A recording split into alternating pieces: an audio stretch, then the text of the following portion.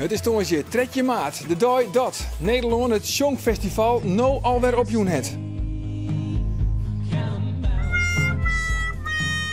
Het is ook de dag dat Gouden Gillet eindelijk een nieuwe sponsor voen het. En Joet zullen we in Bien praten over de zweltjes van Gaast.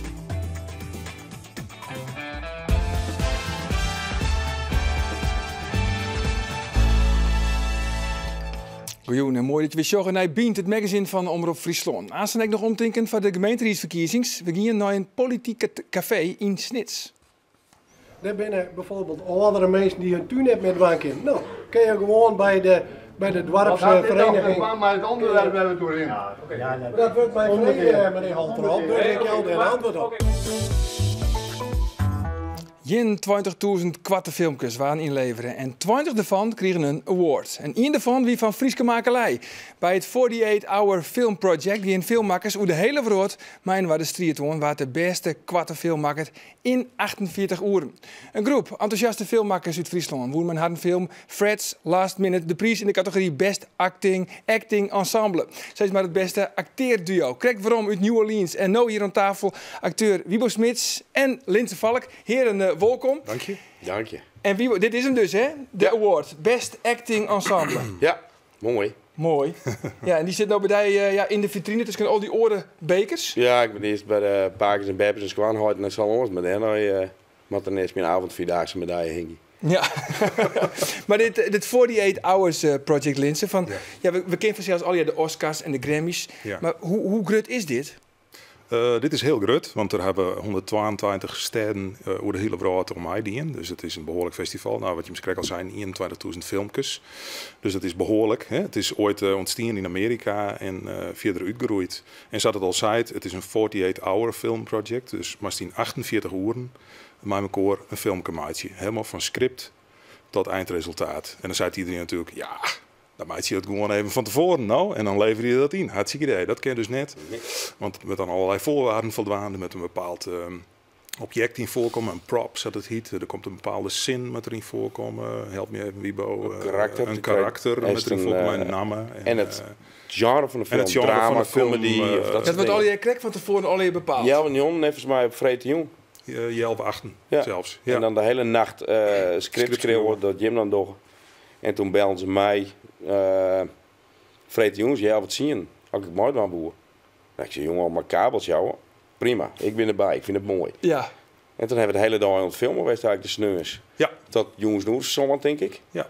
Toen hebben we lekker eten maar snel. Ja, ik kreeg jou zo. Daar hier wilt iets voor om nog even te eten. We hebben het heel goed uitdacht eigenlijk. Okay. En we hebben zorgen dat we het simpel houden. We zijn gekozen voor een acteerfilm met 2 belangrijke acteurs en wat liedserolletjes erbij. Maar zodat we ons daarop concentreren, op focussen gewoon op één belangrijke setting, dat we die hotelkamer. Ja. Zullen we even zien, jongens? Ja, want dan, ik ben al wel heel benieuwd. Dit even zien naar een fragment van de film Fred's Last Minute. Miserig mannetje. Die lullige armpjes van je. Fred Bualda, Nederlands kampioen armpje drukken 1988. Nou, ik dacht het niet. Slappe lul.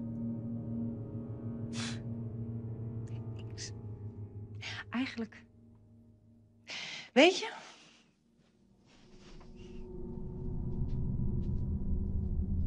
Ik wil al jaren van jou af. Jaren! Maar dat kan niet, want wat zou mijn familie wel niet denken dan? Of onze vrienden? Hè? Loser! Denk je dat ik ook maar 1 seconde gelukkig ben geweest in dit huwelijk?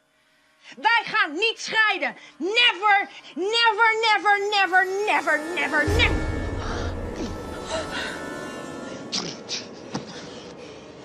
Fuck! Doe het dan. Fuck! Lafaard!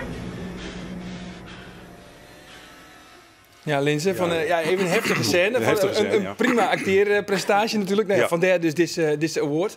Maar wist je hem van tevoren, dat wist je hem dus ook net, het genre?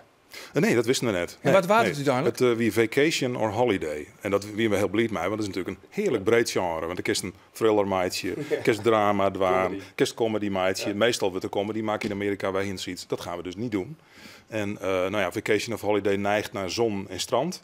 Maar ja, dat hebben we net in Nederland. Dus toen dachten we het eerste, we gaan het gewoon op een hotelkamer doen. En we houden het simpel. En, Maar hier dan ook al bepaalde acteurs in gedachten? ja, we hebben een listje van acteurs. Want er is natuurlijk altijd mij kennen, meestal wel. Wie is geschikt voor welke rol. Want we wisten natuurlijk nog net waar het script heen gaat eigenlijk. Hè? Dus ze ben die jongens ik eerst begonnen met het script een beetje in elkaar te zetten. En toen ben we pas definitief de acteurs benaderingen. En zo van die passen bij elkaar. Dat ze een mooi geheel vorm kennen voor deze film. En er was een listje van, ik denk wel 15 acteurs of zo. Werd uiteindelijk een peer dan weer net van Koen. En nou ja, toen bleven voor u wel heel duidelijk 2 acteurs van we zijn die zo'n perfect in die rol zien elkaar passen. Hè? Want Wibo speelt een beetje de loser, zeg maar. En Dat is hem op het liefst kreun? Ja, dat is hem op het liefst kreun natuurlijk. Ja, ik heel lang op oefenen. Ja. Nee, maar Wibo kent dat prachtig, die een beetje onderdanige rol, zeg maar, die er hier. En Mirjam is echt, dat is een felle kat. En die speelt die rol heel erg mooi. Dus, en, dat er zijn wat beelden van de making-of. Die kunnen we wel even share litten. Dit is volgens mij, dit is dan al je draait in de hotelkamer. Want wat is dit? Dit is al het slot. Dit is het slot van het inlevering van de film. Dit is wel weer in de hotelkamer. We hebben hele protte maar iPhones dat ding, want we hebben geen mensen voor om een making-of te maken. Dus dat is eigenlijk al hier mijn wat telefoontjes wat maken. Een team, joh. Wat een team van mensen. Dat hier die bellen, mooi. Ismael erbij. Ja, Ismael, de man met de hoed, dat is de regisseur eigenlijk. Ja, Thierry Dirk Brunsma. Ja. Okay. Hij zei het regisseer. Ja. En wanneer was het ook dan benaderd? Want dan was dus bellen en dan zei ze, Wibo, we willen een filmmaatje en we hebben 48 hoeren. Ja, ik koer het concept, want ik zie zelfs op die list van acteurs en toen belden ze dus... maar dan is bekend met het concept? Nee, een week ervoor of zo. Want toen vregen ze mij. En ik zei, ja, te gek, super. Maar dan koers je niet verder? Ik koer Linzen en Ismael van via IK, die serie die we van Omroep maken hebben. Maar bijvoorbeeld die Chinstonsster eigenlijk, hè? Of Miriam. Miriam Manders, die koers net? Nee, ik heb wel eens boppenbaasje, maar ik wist helemaal net dat zij dat wie. Oh. En ik moest een minuut of 4 van de wennen en toen weer klaar. En dan zit je natuurlijk ook in die sale, hè? En dan wordt het bekendmaken van waar al die prijzen dan winnen. En hier is wel een idee van, we maken kongens. Nou ja, we hier zelf natuurlijk het resultaat zien, want het mocht net de boete gebracht worden.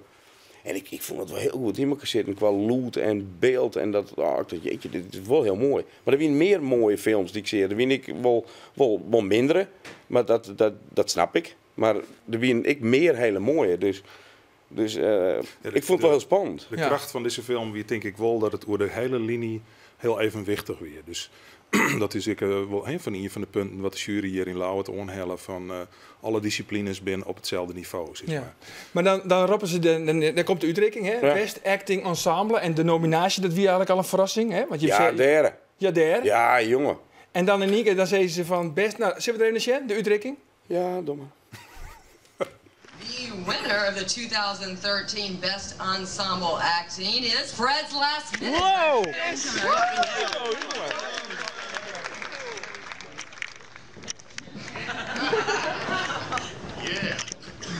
Yeah. This is so fucking cool.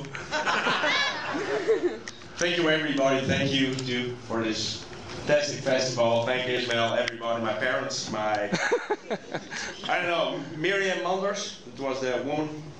Perfect. Miriam, I love you. Ja, dan zou je eigenlijk die van Miriam Manders, ik koe haar net, maar dan zou je nou wel Miriam, I love you. Ja. Dus er is in die 48 uur toch wat moois opbloeit. Ja, en die Tieten ook, want we hebben nog steeds een heel goed contact. Het is een geweldig hier, gewoon hoe ze is. Gewoon keihard werken, heel serieus, heel goed. Ja. Maar vooral een heel soort lol. Ze vindt het heel leuk en daar neemt ze die in mooi en dat is prachtig. Ja. Lindsay, nog even kwart van komt er een vervolg? Er komt sowieso een vervolg. Wij willen films maken. Dus alle mensen die het mij financieren willen, is maar graag kom naar hem staan. Ja. Ik weet net of het met 48 Hour Project voor dit jaar weer van start gaan. Misschien Takamiris of zeg nooit natuurlijk. Maar we willen graag films maken. Want het wie een primeur van jou, hè? Het wie een primeur van jou. Het wie de eerste keer inlauwt. En ik vind het wel te gek dat we nooit voor een internationale prijs meenemen. Ja. En ik wil nog heel snel even heel snel. de broek maken. Ik zal net alle namen nemen, want dat lukt net meer. Maar alle mensen die het mij werken gaan film. Want we hebben natuurlijk mij een film maken. Hè? Ja. Het is net alleen nog Wie bouwen wij, precies. Maar mij hebben een film maken en dat hele team bepaalt de kwaliteit van de film. Dus, En is dit nou een nieuwe trend, dit? Want dit is vooral voor de internetgeneratie, denk ik, hè? Is het, ja, het is, echt voor het publiek? het is natuurlijk een platform. En het heet independent film. Dus het is een platform voor mensen die graag films maken willen, maar net budgetten hebben om grote Hollywood-producten deel te zetten of lange speelfilms te maken. Om een kwarte film te maken en mij elkaar te strijden en shit te litten. Wij kennen iets en wij zijn goed. Ja. En dat had ik nog de mogelijkheid om dat internationaal te presenteren. Nou, dat is natuurlijk fantastisch. En het is te zien op internet en op Facebook, hè? fredslastminute.com en natuurlijk op Facebook uw eigen pagina, Fred's Last Minute. Oké, heren, nog iemand van het Lokweeske. En waar is u nog op? Doe ik zeker. Oké. In Uzerigen, hoe de komende gemeenteraadsverkiezingen, gaat collega Liesbeth de Boer naar een politiek café in Snits. En daar treft ze Klaas Hettinga van D66. Hij is psycholoog, filosoof en een belangrijke tinker van de partij.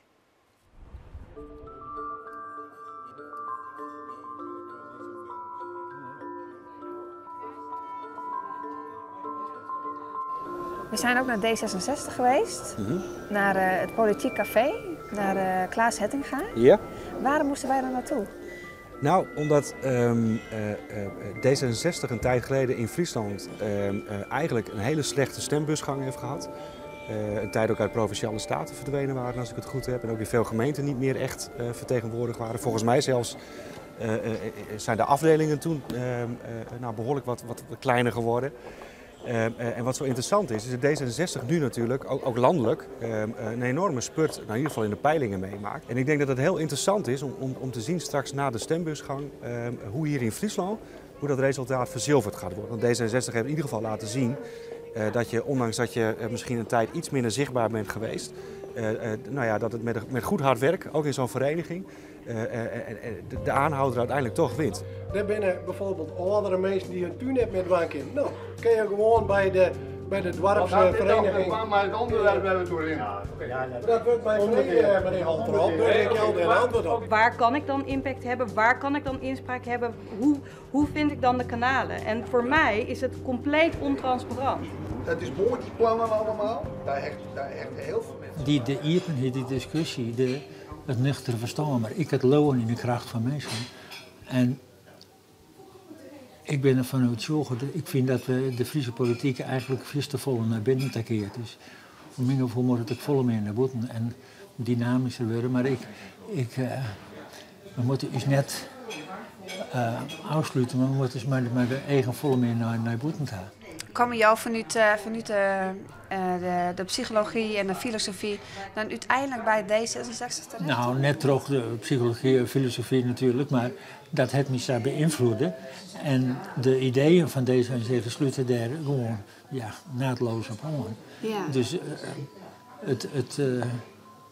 het is net zo dat zo elke psycholoog lid van D66 wezen moet. Dat is natuurlijk net het geval. Maar het gaat erom dat de dynamiek in mensen, waar wij het van hebben, want waar toch mensen zich ontwikkelen en gelukkig worden. Ik denk dat binnen een bestel waarbij je zelf verantwoordelijkheid draagt, dat de grootste kans in houdt.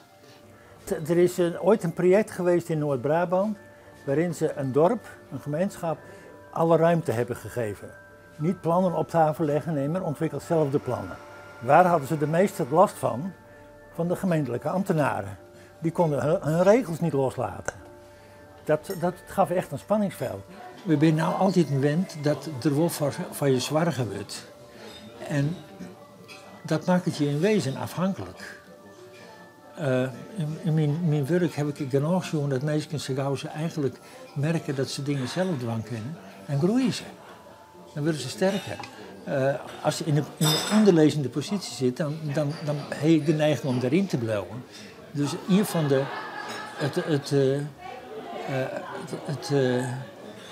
het sociaal wezen is om te zorgen dat mensen hun eigen kracht, die er soms net duidelijk is, maar wel in feite is als je de kans krijgt, om die meer de ruimte te gaan. En dat is net alleen nog maar bezuinigingen en dit wordt minder en dat wordt minder. Dat vind ik een verkeerd uitgangspunt. Het uitgangspunt moet wezen van hoe kan je dingen zelf doen en wat heb je daarbij nodig. Hoe giet D66 het dwaar met de verkiezings? Nou, dat is het wel heel duidelijk enorm stijgen. Dus ik ben het niet helemaal met jou eens als je zegt in het dorp is het geregeld. Nee, want dat kernbeleid speelt daar meer. Ik bedoel, even op offering gaan. Ja, het was erg leuk, het Politiek Café. Ja. Het was ook erg gezellig en je zag echt dat de discussie daar op gang kwam. Ja. Wat denk je ervan, van D66?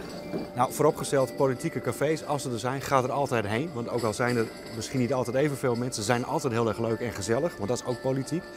Als het over D66 gaat, ik denk ja, zijn ze in staat om hun boodschap inderdaad goed aan te laten haken bij dat gevoel van nu. Waarin we allemaal iets meer en iets autonomer ook zelf onze verantwoordelijkheden richting onze eigen omgeving op moeten pakken. En nou, als dat lukt, als we die boodschap goed over de bühne krijgen, dan verwacht ik dat ze het heel goed gaan doen. En mooi, dan zorgen we achter de schermen van het stembureau. Wat is er al je voor nodig om jouw stem mooi tel te litten? Een buurtbewoner stelde hem de simpele vraag: waar gaan de zweltjes winterdags eens naartoe? Bioloog Teunis Piersma hier op onderzoek en ontrafelen het geheim. Hoe die ziektocht? Na het antwoord hij nou een boek schreun bij de toepasselijke titel De Zweltjes van Gaast. En één ding wordt dan duidelijk in dit boek. Zelfs een internationale vogelexpert als Teunis Piersma komt dan voor verrassings te staan. On tafel Teunis Piersma zelfs en uw verste gast Steven Sterk. Heren, welkom. Ja, dit boekje. Het boekje is hartstikke goed als het vogeltje zelfs. Zo krezen. Een paar slagen. Ja. Een paar slagen, maar daar ben je echt laaiend enthousiast. Ik vind het fantastisch. Zo Teunis is een verantwoordverneemd onderzoeker, wetenschapper. Dan krijg een standaardwerk verschijnt er 100 jaar vogelonderzoek. En dan staat een hele pagina bij de Princeton University Press. In een pagina helemaal Teunis. Maar Teunis verzit ik de kunst om hele ingewikkelde wetenschappelijke materie heel eenvoudig deel te zetten. Begrijpelijk te vertellen. En dat is heel bijzonder. Het is een soort Geert Mak van de biologie. Geert Mak die het van de skiernis kan dat heel transparant en mooi vertellen. En Teunis kent het op het meet van biologie, vogels. Nou, ons af hier de complimenten. Teunis Piersma. Ja, kijk het om met waar. Ja, toch? Het hoort nou op. Maar het begon dus met die simpele vraag van een bewoner. Die zei Tjinjo van, ja, waar zijn eigenlijk die zweltjes? Ja, dus Rimwol is in het dorp om zweltjes te vangen, om ze te ringen. En dat is ook altijd het moment als het in gesprek raakt, als natuurlijk met iedereen die het in die huizen met die zweltjes omheen je, met hun nestjes. En dan komt er eigenlijk achter dat mensen eigenlijk niks voor die beestjes weten. Maar binnen er zijn volle zweltjes in Gaast? Er binnen tussen de 80 en 100 spansies in Gaast, wat eigenlijk een heel soort is. En, in vergelijking met de rest van die provincie? Ja, de meeste warm en minder. Dus Gaast is wel... die is goed bedeeld met de zweltjes. En daarvan zitten dan ongeveer tussen de 20 en de 30 echt nog gewoon in zijn eigen huis. En dat is natuurlijk heel fantastisch, want dan kun je heel dichtbij naar die vogeltjes zien. Ja, nou, daar hebben we een instart van, want daar hebben we beeldmateriaal van de documentaire In het Uur van de Wolf. Het Uur van de Wolf. En dan showen we dus dat jou echt onder het werk binnen.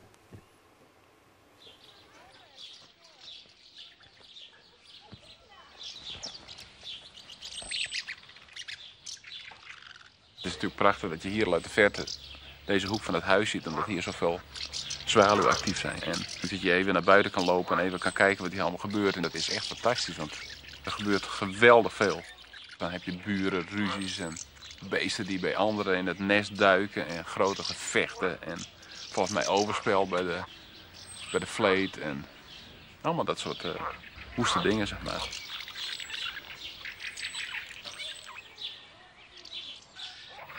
Dus het is een nu al uit de hand gelopen hobby een beetje. Of het is nu nog niet uit de hand gelopen, maar het is een hobby die... mijn hele werk is een uit de hand gelopen hobby. Ja, het is wat een geheimzinnig vogeltje, hè? Het huiszweltje, de huiszwel. Maar wat maakt dit vogeltje nou zo bijzonder? Nou, het is bijzonder omdat het net bijzonder is. Dat in de eerste plek... Dat is Cruyffiaans, hè? Ja, en dan is het bijzonder omdat dan gaat dat vogeltje dat gaat voort. He, dat, 8 jonge mannen, zo'n beetje is in het buis. En dan eigenlijk weten we helemaal niks meer. Dan binnen een peer, binnen in heel Europa binnen meer dan 1 miljoen van die vogels die meer ringen ooit. Daar binnen er 15 tot 20 we ommelden. En dat is ergens in Afrika. Maar waar is dat in Afrika? En dat is, het grappige is dat er ook een hele folklore eigenlijk in is. Werd die zweltjes dan bloeden. En er is toch in de modder? In de modder is al heel lang zijn. Of in het water? En daar hebben hele serieuze wetenschappers jaren door delibereerd. Er wie een Engelsman, Gilbert White, dat wie ook een dominee. Maar die wie eigenlijk vooral er ook met de veldbiologie. En die had hele fevers en hele sletten het er omkeren laten. Dat liet er voor hem dwan. Om te zien, kan ik die zweltjes winterdag vinden. En die had er natuurlijk nooit gevonden. Er wie een Graaf de Buffon, dat wie een Fransman, wat een brede man wat mij betreft. En die lookte de zweltjes onder water. Ja, die versoepten vanzelfs. Dus die dacht, nou die Graaf, die dacht ik, nou in de sleet hoe wint hij dat zelf haast net. En toen wie er een Duitser, die wie eigenlijk dat toekste, die boen liet touwtjes om de poorten, mooi wetterverven. En reerde wetterverven. En toen kwam die zweltjes hier weer om, toen zie je dat reed, zie je dan heel dit over die touwtjes te tochten. Nou, die kan nooit in wierte modder, kan die nooit op winter hebben. Dus maar oorzitten. En toen... Maar waar ben ze dan wel? Ze zijn net in de modder, net in de drek, net in het wetter. En Joop bent erachter gekomen. Nou, we zijn er toch wel aardig achter gekomen. Ja, mooi gegevens van de zweltjes van Gaast. Want, waar ben ze nou dan? Nou, je nou naar de ontknoping, ja, nou, dan vertel ik de grap van het boekje ook wel een beetje. Maar het grappige is, ik ben eigenlijk de door naar het Utrecht. Je zit alleen maar in de tuin daar. Ik zit in de tuin en ik heb lezen, maar ik heb voeltjes vangen. En nou is het zo dat één keer het hier, en dat gebeurt als ze net bij ons binnen, dan moet die vogels naar je veren mooitje, want dat sliet natuurlijk de hele tijd. En dat is enorme afstanden om in Afrika te vliegen. En in die verkers daar zit een soort chemisch signaal, of een chemische signatuur van het plak wat die verkers maken binnen. En er zijn een aantal Canadese collega's, ik van Friese aankomst, dat is heel grappig, die daar studie van maken. Die gaan een kaart van heel Afrika maken, mooi de chemische signaturen. En dus we hebben die verkers onderzocht, en dat was eigenlijk een van de eerste soorten met het goed koeien. En dat op de kaart van die chemische signaturen in Afrika lijnen. En toen kwamen we erachter dat ze ergens zitten, wat ik totaal net verwachtte hier, boven het Rooibosk van de Congo. Van Congo, daar ben je dus. En daar zitten ze waarschijnlijk in de winter. Ze dit is van Simmerduis ben ze in Gaast. Ja. En in de winter gaan ze helemaal naar Congo. Ja. En wat ze zeggen, ze hebben een beetje voorspellende gaven, hè? Dat is ze, ja. En ze jouw gelok, hè? Dat wie tenminste in mijn tijd, als een zweltje wat huis is, bracht dat gelok. Ik hoop dat open. Ik heb nog nooit zweltjes aan het huis gehad. Dus ik hoop dat dan een keer komt en dat ik nog meer geluk krijg. Want ik zou dat wel heel graag willen. Maar dat zoals ik wat tuin is de verteller die ik in het boek waarom komt. En dat is mijn enthousiasme in dit boek. Het is een literaire vertaling van een wetenschappelijke ziektocht. Dat is heel bijzonder. En als het een praten is, dan kun je de oren zitten. Het is een geweldig verhaal. Maar ja, Eén ding snap ik toch nog net, want waarom heeft het eigenlijk zo lang geworden? Dat ze er eigenlijk achter kwamen. Want Joost zit er gewoon een paar maanden in de tuin en dan ben je erachter gekomen. Nee, nou ja, dat is natuurlijk net heel anders. Dan heb je wat geluk. Ik heb dit als hobby dienen. Ik zit in het weekend zit ik in die tuin. Door het weekend kom ik in het vaak contact. Maar door mijn biologische contacten, wie ik wel in de kunde met die Canadese onderzoekers. En die hier dat krijg van mijn koord. Toen had ik nog wat van dat veermateriaal. Heel lietse puntjes knips van de verkers. Daar hebben ze verder geen lijst van. Dan kan iemand er misschien wat naar zien. Dat krijgt het moment dat we die ontdekking van kennen. Dus dat koe ik net eerder eigenlijk. Nee. En ben nou alle vragen van het huisveldje? Nee, absoluut niet. Ben die nou beantwoorden? Nee, dat is grappig. Elke keer als het oplost, dan de volgende vraag die komt onmiddellijk om de hoek. Wat is de meest prangende vraag van jou over het huisveldje? Hoe kan het dat de helft van het huisveldje malaria bij hem draagt? De helft van het huisveldje heeft malaria. Nou ja, daar weten wij ook net het antwoord op. Dan hoop je dat er Kunnen we er ziek van worden? Daar heb ik wat naar jongen. We denken net dat ze er ziek van binnen. Maar ze komen een paar hier, een hier of twee of drie, komen ze bij ons waarom. En elke keer dat ze waarom komen, hebben we ontdekt, dat is echt wel mijn lietse bloedmeisjes, dat ze dan meer malaria-types bij hun dragen. Dus winterdags, dan moet die vogels prikt worden terug een neef, een stekmig. Maar hoe kan dat nou? Als ze altijd boven die bos kan vliegen. Ja. Hoe kan ze dan stekt worden trouwens? Dat zit in deel 2 van het boek. Van Zweltjes van Gaast. Ja. Nou, heren, tiegetank. Het boek Waar blauwe uw zweltjes winterdags van Teunis Biersma leidt van Joert oor in de boekwinkel. Want Safier, morgen dan ben we er weer. Dan is spoorloos presentator Dirk Bolt te gast in het rand van het boekenbal dat morgen iepen wordt in Ljouwert. Bolt had een boek geschreven over reizigen en dat is dan weer het thema van de Boekenweek. Waar weet ontmoen hoe dan ik nog een hele gezellige dag.